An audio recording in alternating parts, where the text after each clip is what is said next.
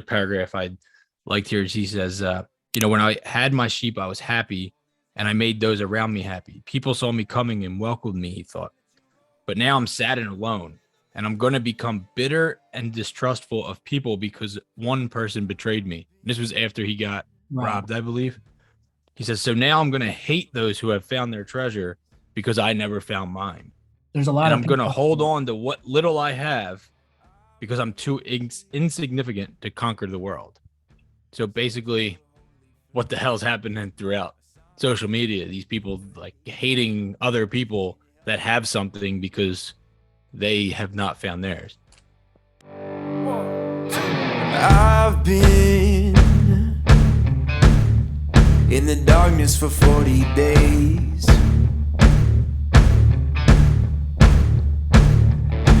I've been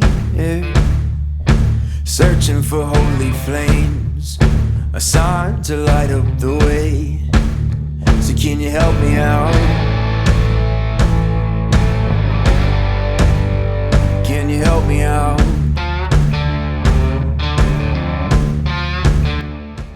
Get this started, dude. So we're back with our book reviews here. This month we did The Alchemist. I fucking love this book, dude. And it was easy. That might be why I liked it. But what did you think, Ed? Let's start with you, buddy.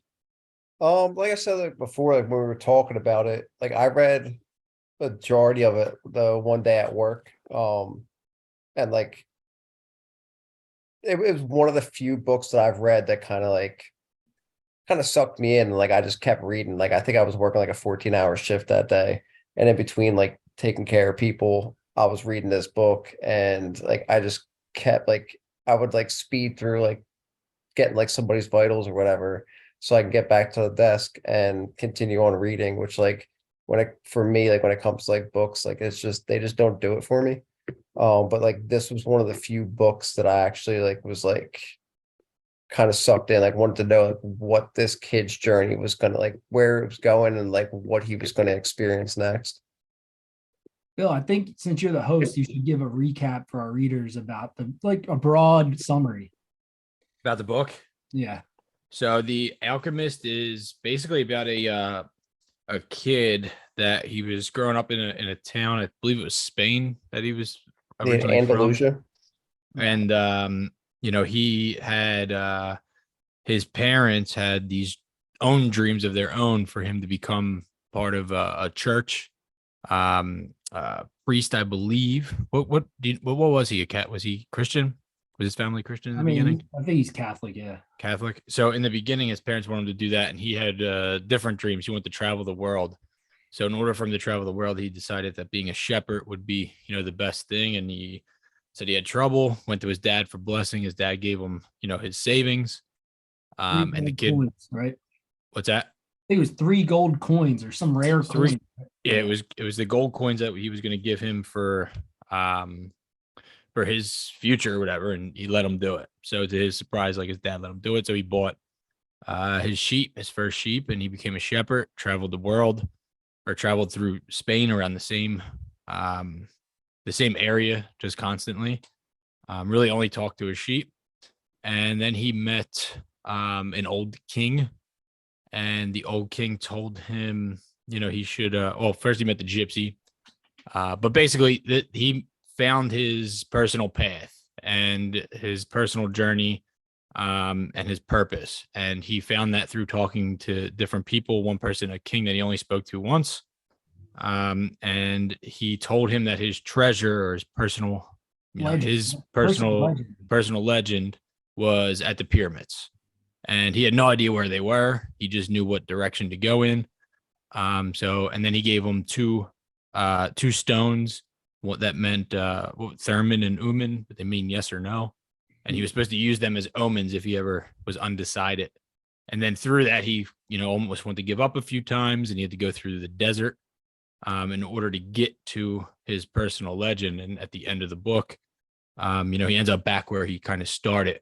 So with that being said, I really enjoyed it because I feel like it's an allegory for a lot of the stories that you see outside of within the Bible, there's a lot. So like, was it Moses that brought the people to the desert?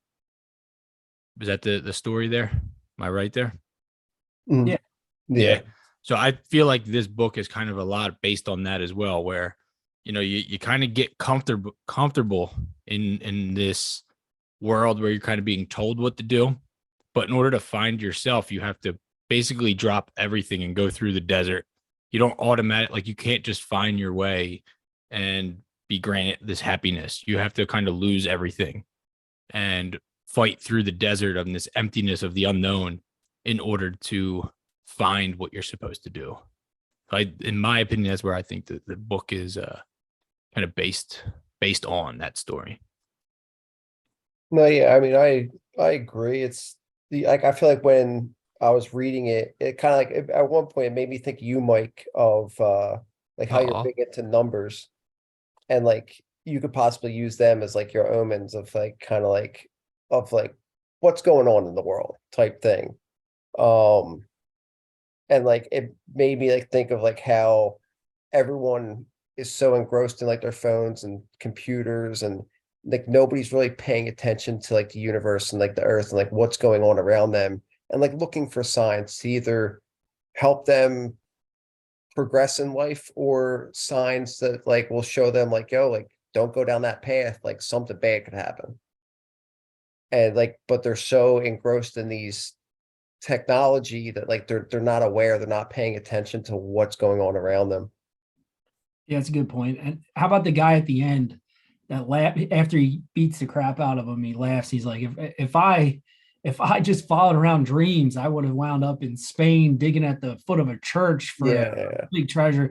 It's like that's like kind of an allegory for how everybody is in the world. Like you point some truth out to them and they act like you're crazy, some dumb idiot, when they're the ones that are the ones with their head up their asses. I mean, so I thought that part was cool.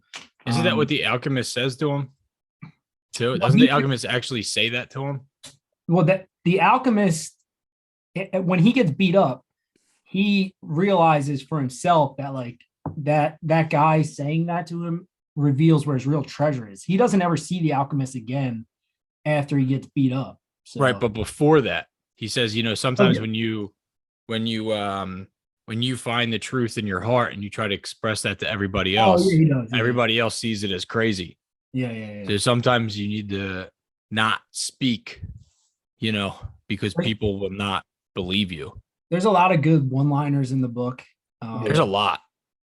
Like this is one that I underlined a lot. Yeah, there's a saying that something can't happen twice, but if it happens twice, it'll happen a third time. Yes. I thought that was cool. That's what it said. If it happens once, it's not guaranteed to happen again. But if it does happen twice, it's almost guaranteed to happen a third time. And that's right before he gets beat up, over right? the years, like things come in threes of like either like people dying, like it comes in threes, or like you always hear that saying. I kind of shied away from reading this book before you guys brought it up because like it has like huge Masonic undertones, and like it's a for like initiates, it's a like mandatory reading for them. And I knew that, so I was kind of shied away because there's a lot of Masonic things. But overall, the story is, I mean, it's a great story. It is. Don't you think that like when you're looking at the Masonic ways and all of, it doesn't matter what ways they are, there are some good things in there. It's the group ideology that turns it into something that it doesn't need to be.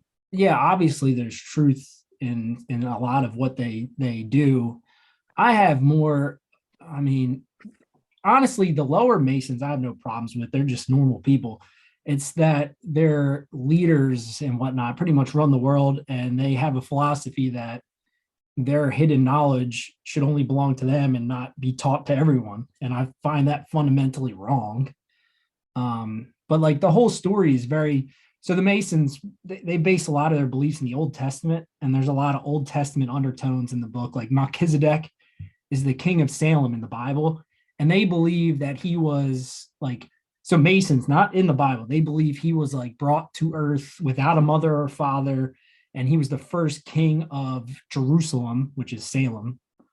And he appears to people who are worthy of help, and that Jesus belonged to the order of priests and Melchizedek, things like that. Like they hide this in there because like other Masons will identify that and pick up on it. And like the everyday reader and just skips over, oh, a king, whatever. Are you But a Mason, dude? I'm super anti-Mason, to be honest. But Oh, it and like, seems like you know a lot about them, though. yeah, because that's all I do is like I just want to find out more and more knowledge. That's all I do all day. Like I don't watch TV like you guys don't I watch don't watch TV. TV. No, that's what I'm saying. I'm like you guys where I don't Yeah. watch TV. Like I my spare time I'm either reading or hanging out with my kids or trying to find new information that I don't know. So like I've already researched a lot of this stuff, and like Ben Salem, where like right down the street from where we grew up, Yeah, my Bob lives that's there. that town is named after one of the most famous Freemasons books called A New Atlantis. And New Atlantis was called Ben Salem in his book. So when all these Freemasons came to America, they named that town Ben Salem after a famous Masonic book. Well, weren't they mostly Masons that came out, Rosicrucians Well, or whatever? Well, Masons, Like, Masons and Rosicrucians founded our country. Right. So you're gonna find them everywhere. Yeah, they are. Like the East Coast, especially the East Coast, right? Oh yeah, the 13 colonies. Like every town has some kind of Masonic or Roman undertones. Like if you go to Georgia, like 90% of the towns are named after something in Rome or their Masonic names. Like every single town in Georgia, it's crazy.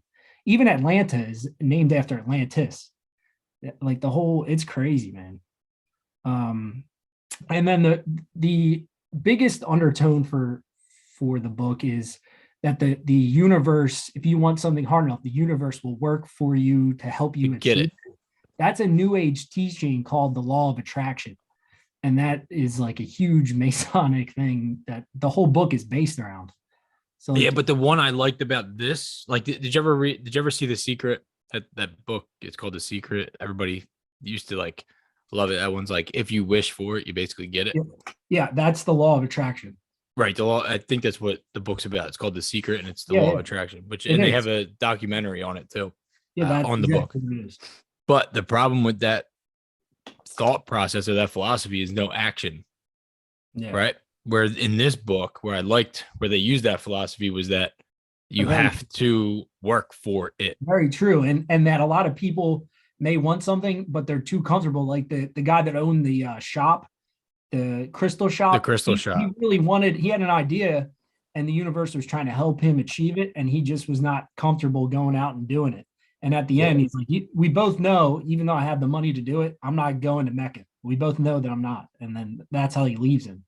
It made me think of like every old guy. Yeah, that had a dream that's telling you about his childhood and stuff. It's like, well, why? And then they got like old and like set in their ways. I could have went pro, except my shoulder blew out. Like crazy shit like that. And I underlined one of the part of that. The end of like that journey when he was in the crystal shop was when the guy that owned the crystal shop, he said, the kid asked him, he said, why don't you go to Mecca now? And he says, because it's the thought of Mecca that keeps me alive. Yeah. That's what helps me face these days that are all the same. These mute crystals on the shelves and lunch and dinner at the same horrible cafe. I'm afraid that if my dream is realized, I'll have no reason to go on. Which is a lot of people in this world. Right. Yeah.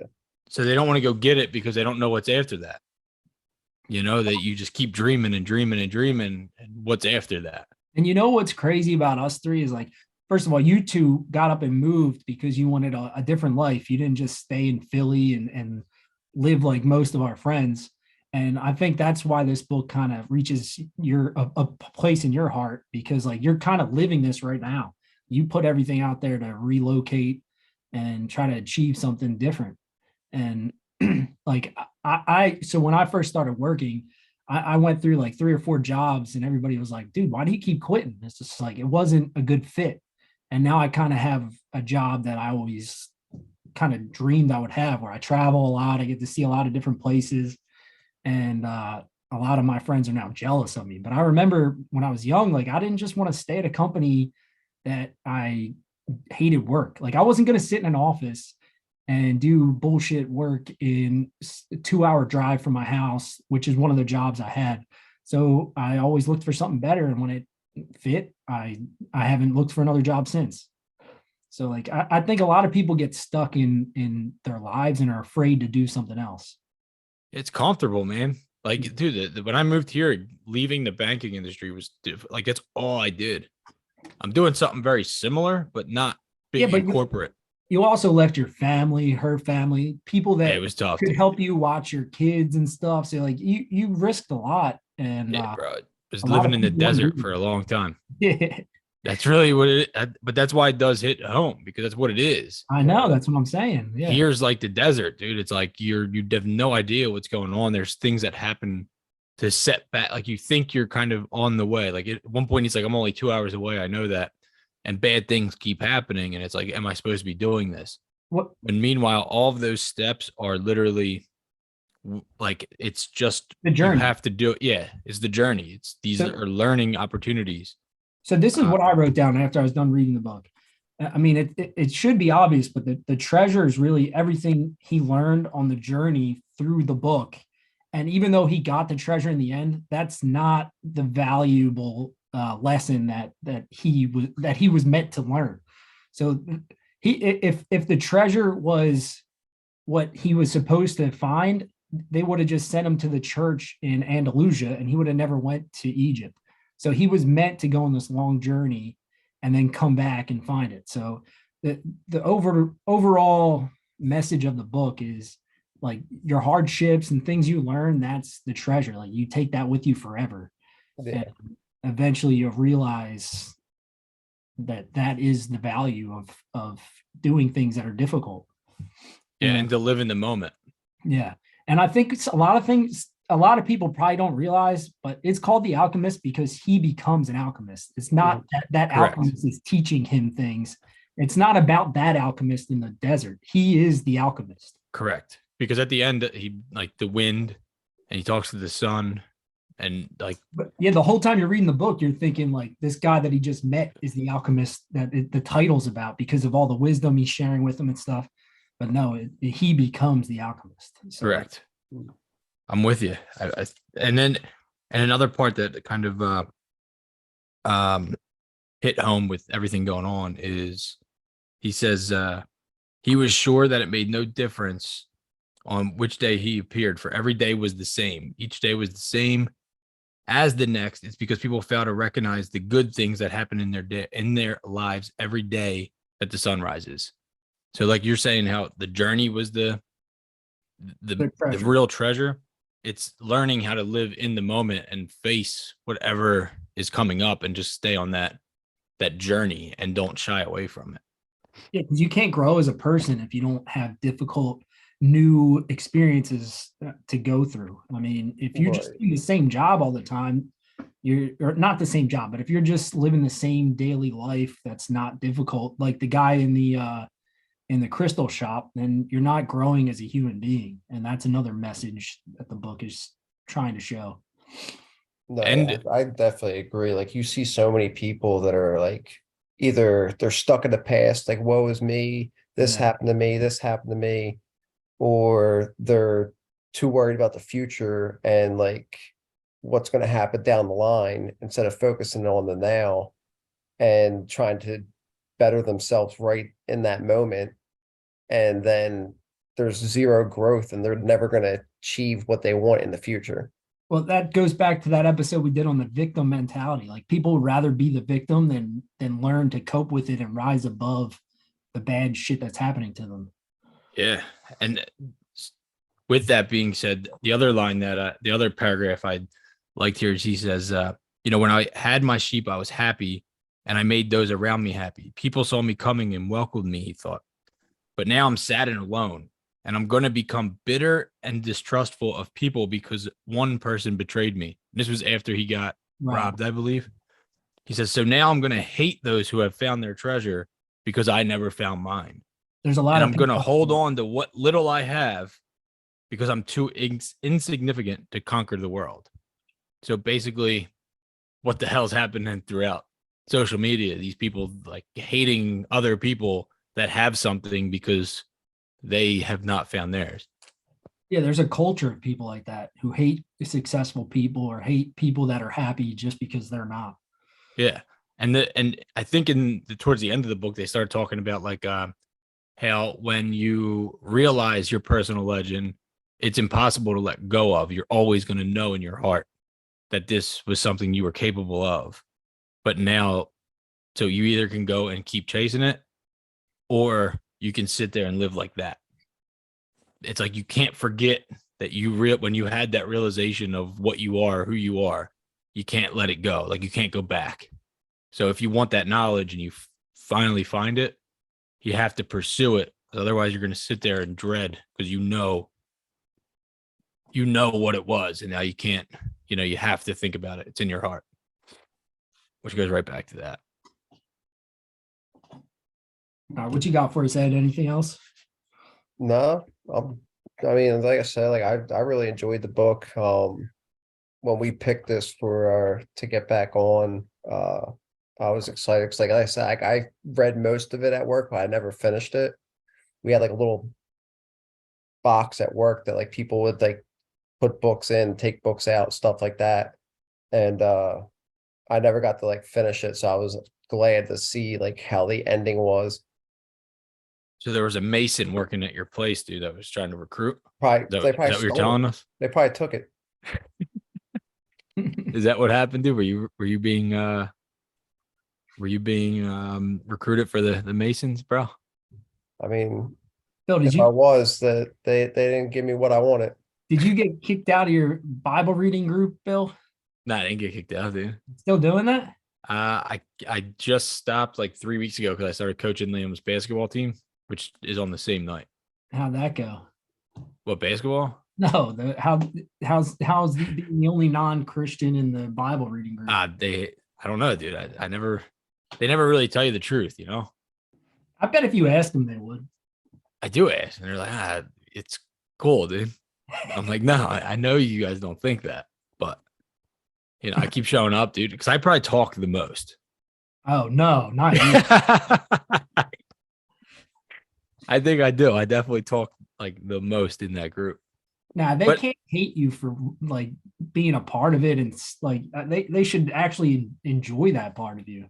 I mean, yeah, some of them I think do. Like some of them are because it's a different thought. Like these are a bunch of guys that definitely a lot of them love to like they're big thinkers. So like me coming into the group, a lot of the guys I think can appreciate it because it makes them think a little bit differently than where they would usually go with reading the Bible. And it's not so like fixated, but like for example, I bring up, do you ever read Meditations? Do you know what Meditations is by Marcus Aurelius? No, You never heard of that? no. So it's probably like this big, dude. It's very small, but it wasn't a book that was meant for readers. It was his personal journal. So it's read very differently because it wasn't never meant for anybody else to read. He was like emperor or whatever. Yeah, I know who Marcus.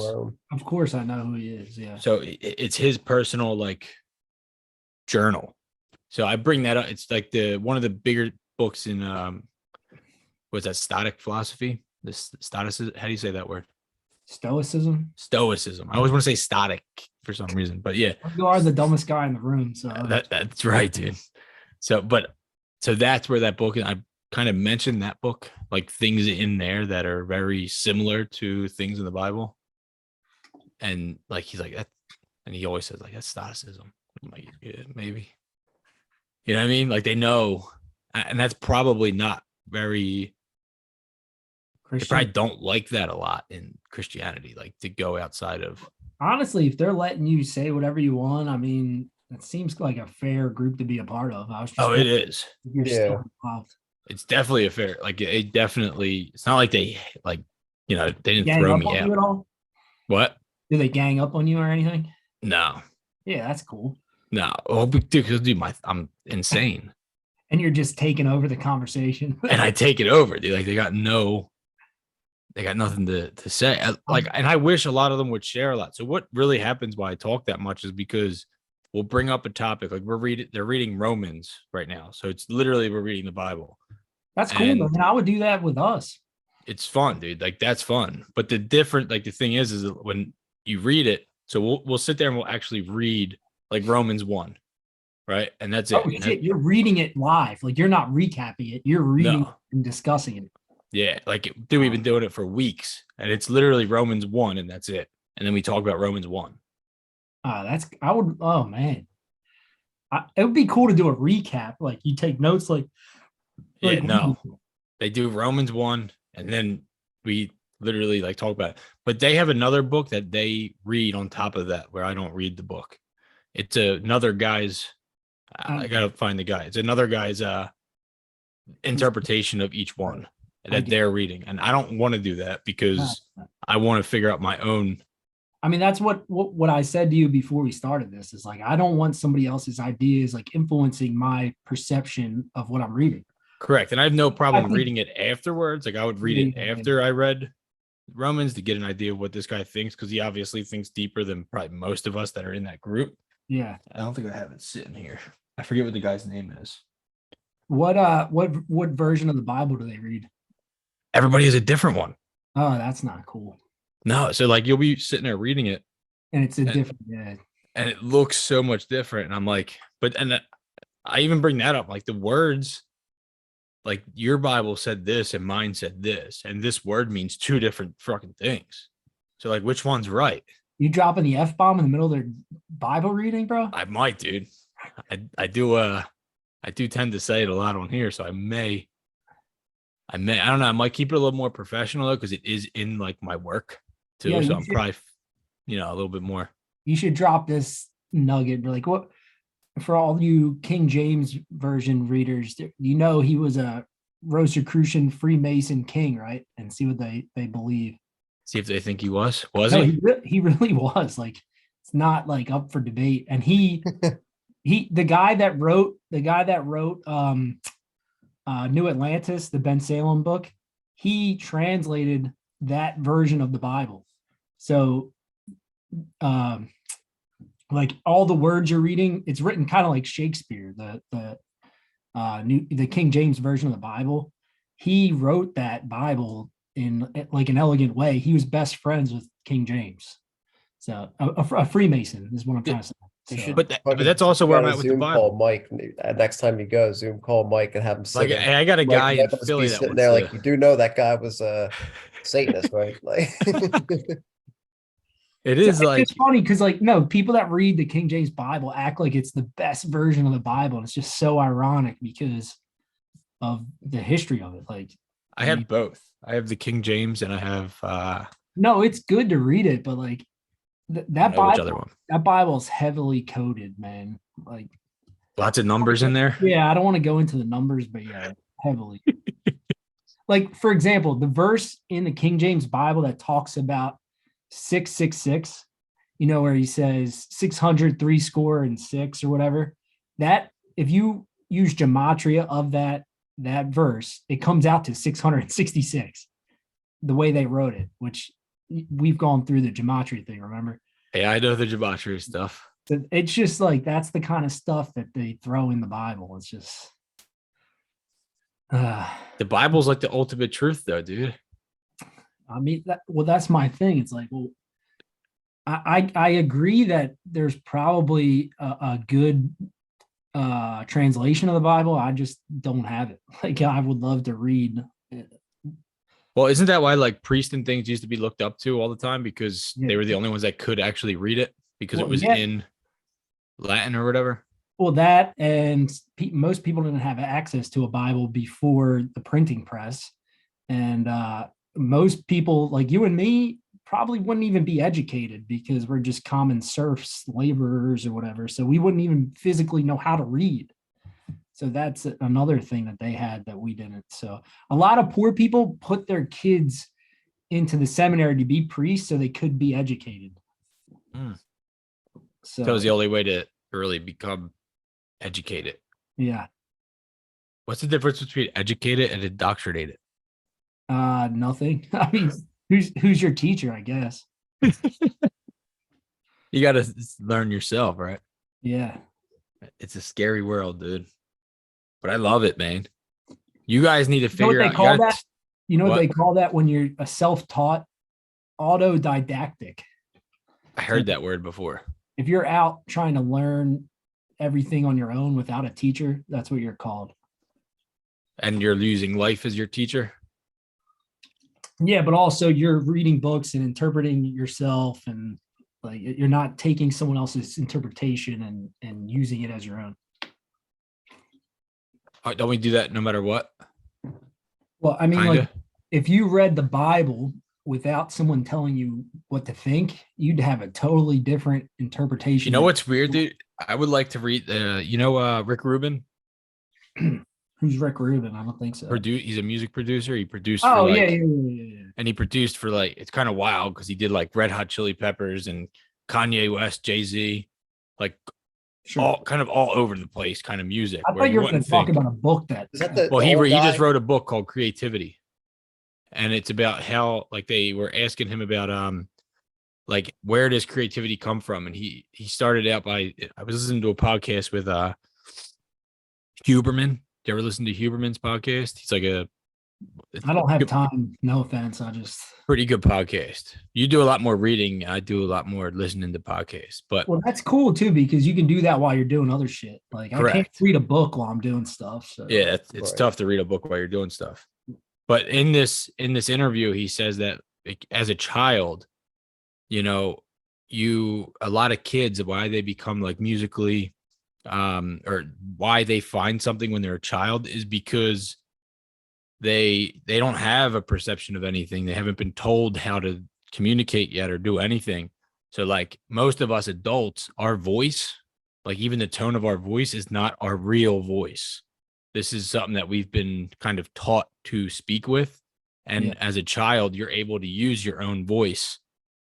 And if you can stick with that, but basically what he says is he tries to get these artists when he's producing music to go back to finding their own voice and finding their own creativity, which is kind of the same thing that you're saying there. You know what I mean? Like we're told what to think and how to do it, where he's like, I try to just get them not to do that and try to go back to being a child and finding their own voice and kind of letting go of all outside perceptions. And as parents, you know that's true because the stuff kids say is the craziest shit ever. It's hilarious. Right. It's like, where do you Yeah. come up with that stuff? Yeah.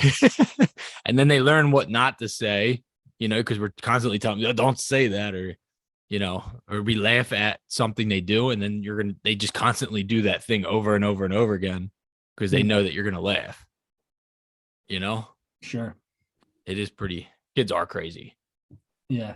Is your kid over there making you laugh right now, Ed? Yeah. I No, think he finally fell asleep. he's I haven't making heard me him cry. in like the last 20 minutes. So who's picking the next book, dude? We need to get So a I was list just of gonna say books. to Mike, I was like, well, do you have like a genre in mind? Me or you? Yeah. Since it's one of our turns, I figured me and you could discuss trying to It figure out a was book. it was cool reading a fictional book. I mean, it a lot easier to read. Some of my past books have been hard to read, to say the least. Right. You know, they just brought up, Lex Friedman, Yeah. the Russian spy. Yeah. He was just on Joe Rogan, and he's like, you know what book people need to read? A Brave New World. Yeah, no shit. Everybody wants to talk about the Orwellians, but we're living more in like the Brave New World. No shit. That's why I told you to read it last year. Well, how about, I don't know if you saw it, but they already like said that they're developing incubators for babies where you can, oh yeah, I sent it to you. He It's said like, that to me, dude. That's fucking wild. That is absolutely insane. dude, that's why I think like they have like a couple 100-year plan and they just ease us into it. Like it's too perfect. Like the stories they wrote 100 years ago are now like almost exactly. It's crazy. It is kind of crazy. And the other thing that during that podcast, I was like, holy, like this is what we talked about when we read the book. Joe Rogan's like, yes, because he's like, there's a drug called Soma that everybody takes and you feel good. And Joe's like, yeah, dude, all these productive people are just on Adderall. All of them. He's like, everybody's on Adderall now. Bro, because Adderall is just speed, man.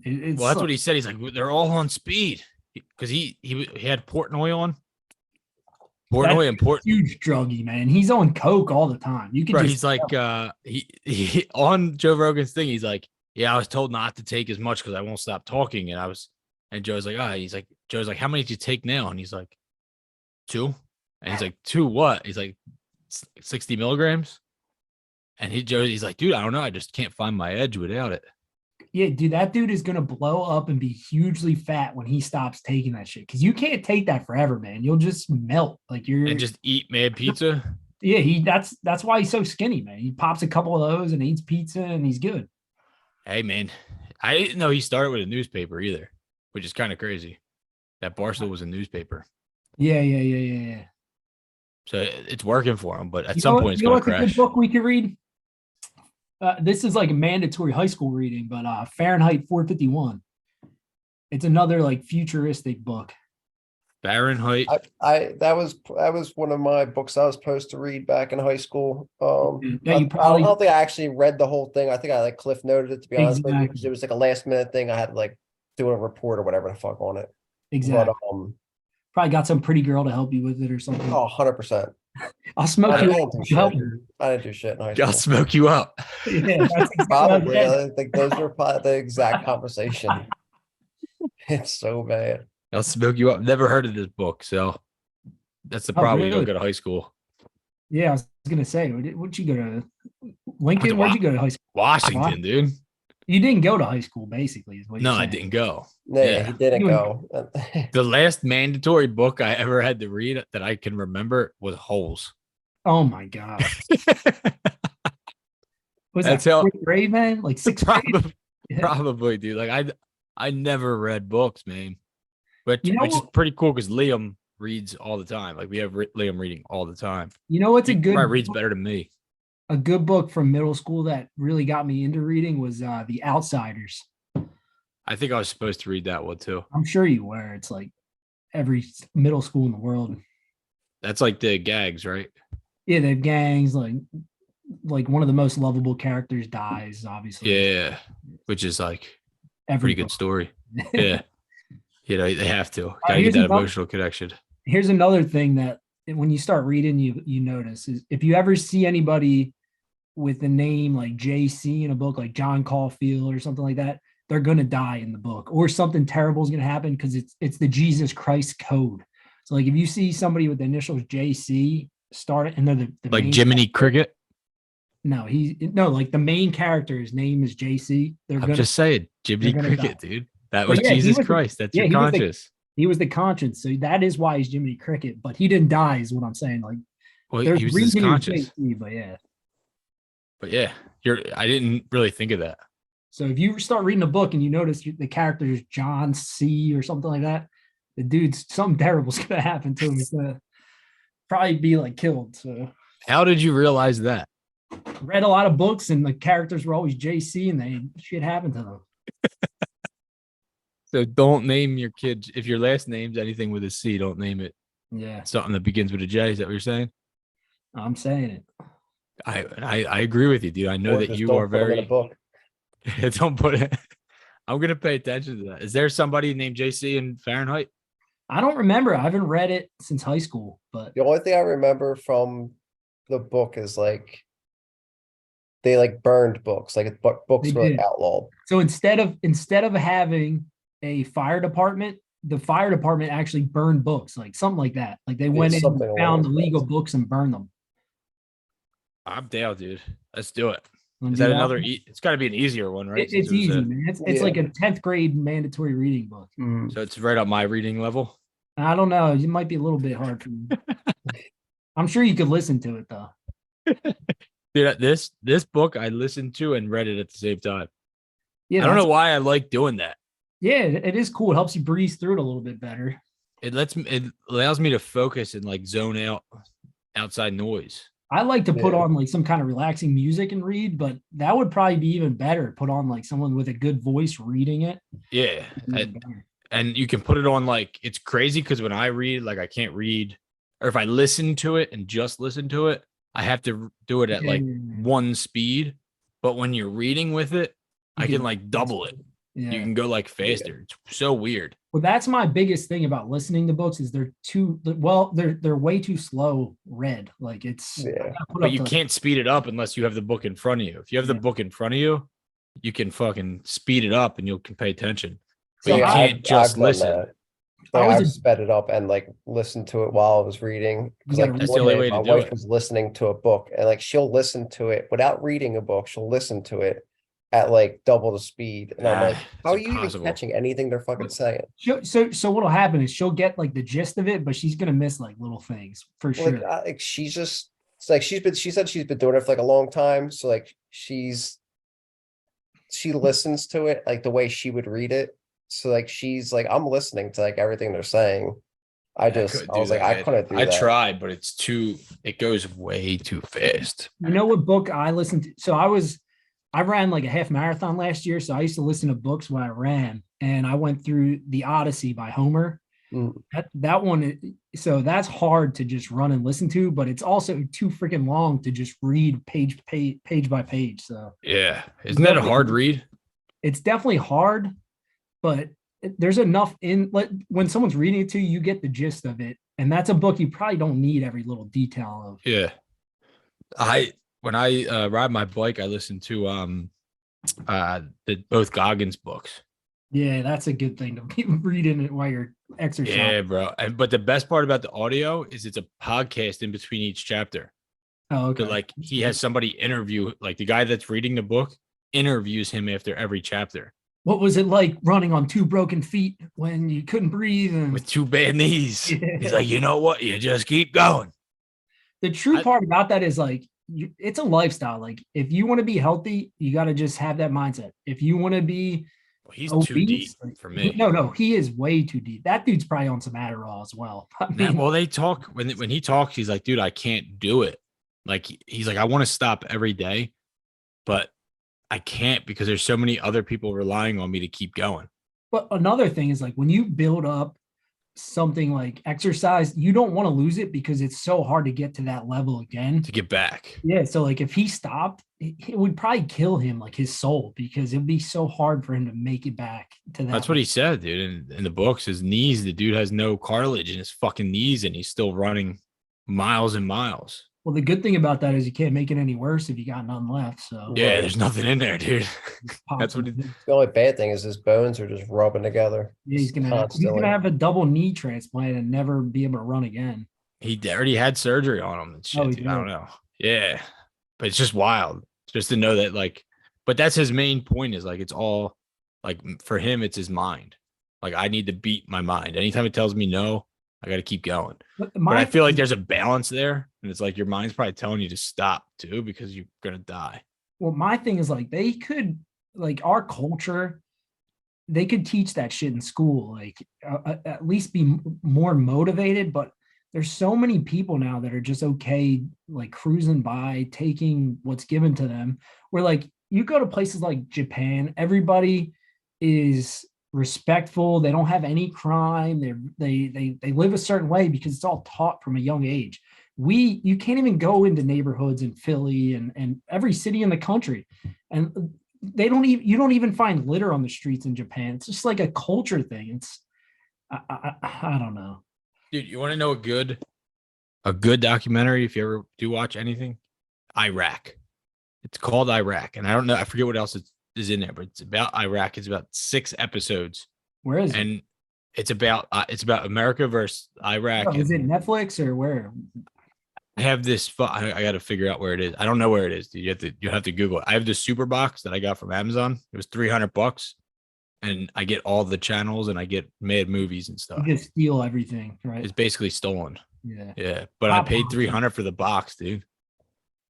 It's ask Eddie, dude. I get all the games. Like, You can ask. He didn't pay for shit. His father-in-law gave it to him. well, yeah, my father-in-law sent it to me in the mail. It showed up in my doorstep one day. Damn, that's a lot. $300 to be lying about you paid it. I mean, that's a nice gift. Yeah, it was a great gift, dude. You're right. I didn't No, pay yeah, for it is fucking legit though. Like you can watch and see, like do everything. All the pay-per-view, Yeah, everything.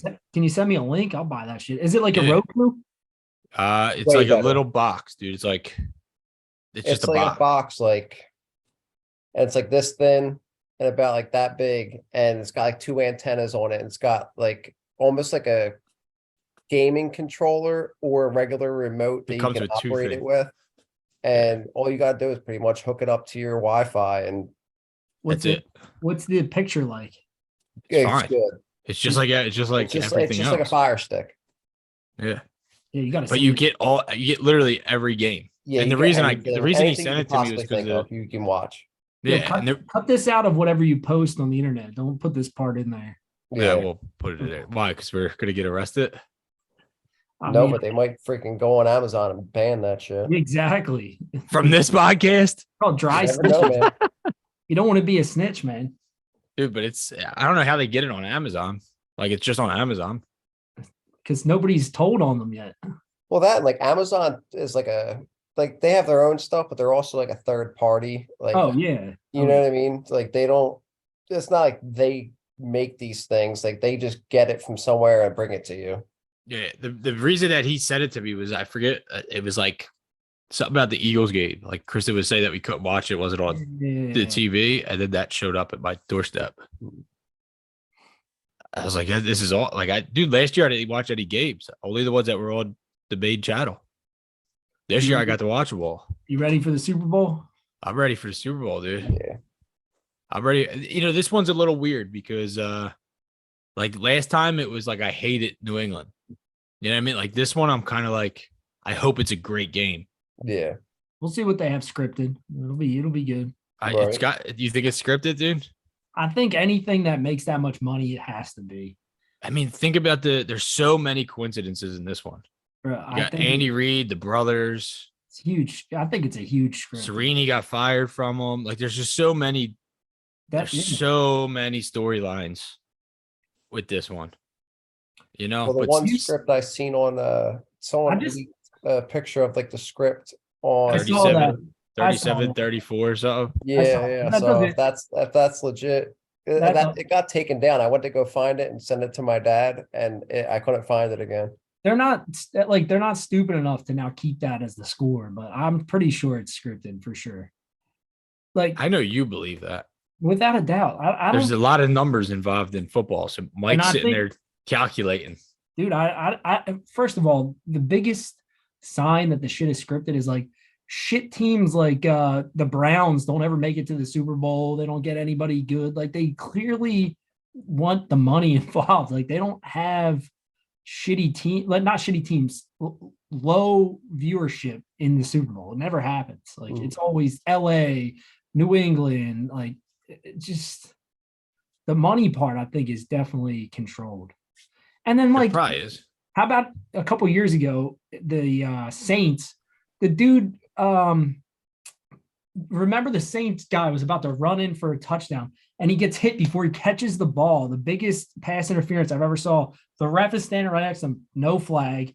They wound up losing that fucking game. It was like the most obvious script ever.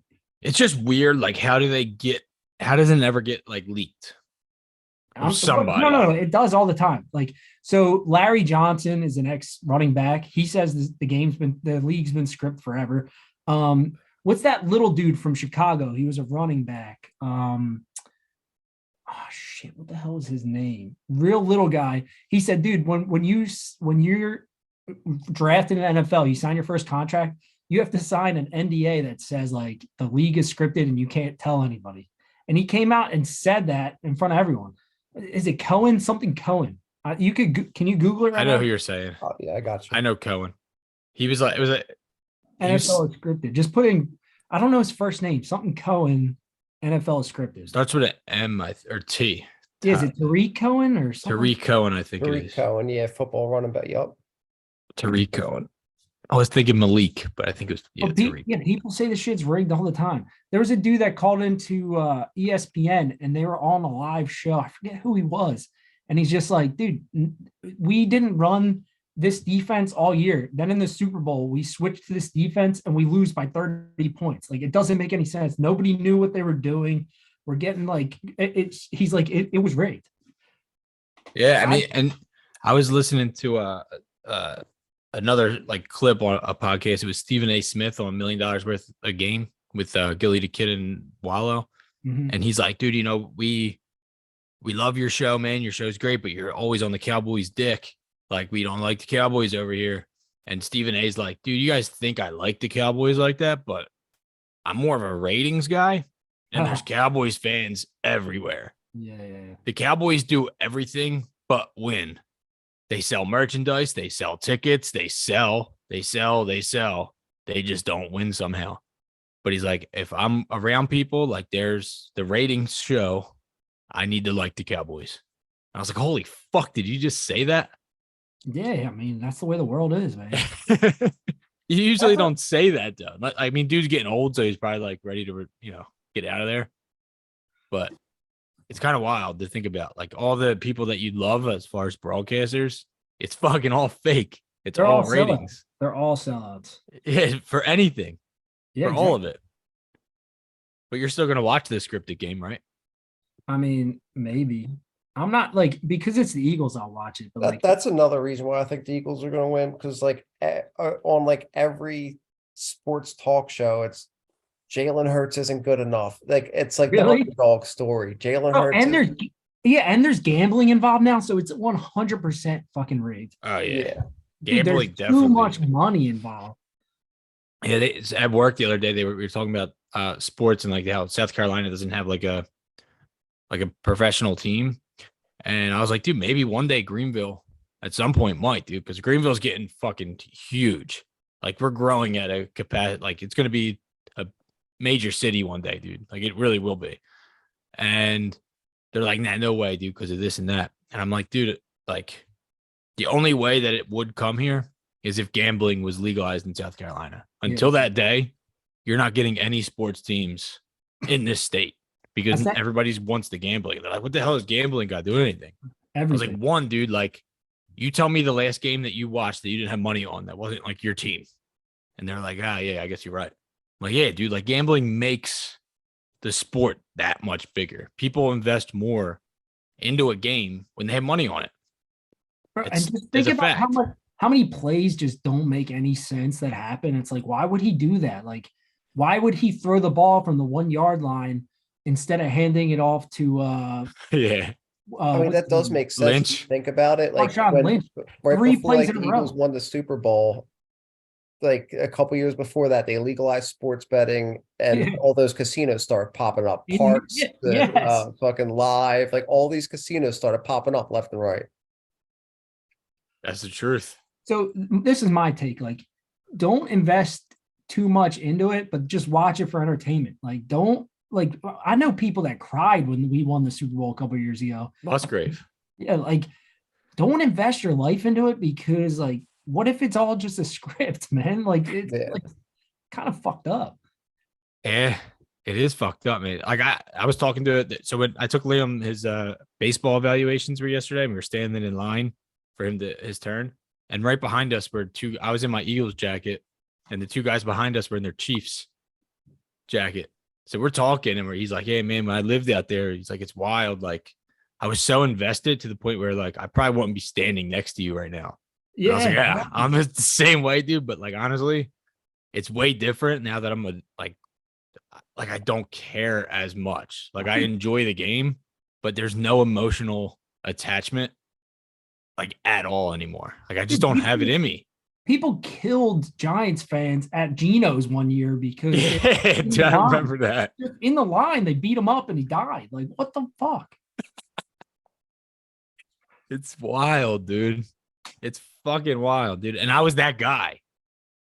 Like I was that guy that would have done that. Dude, I remember going to Cowboys Eagles games and kicking Cowboys fans while they were pissing to get them off of the toilet.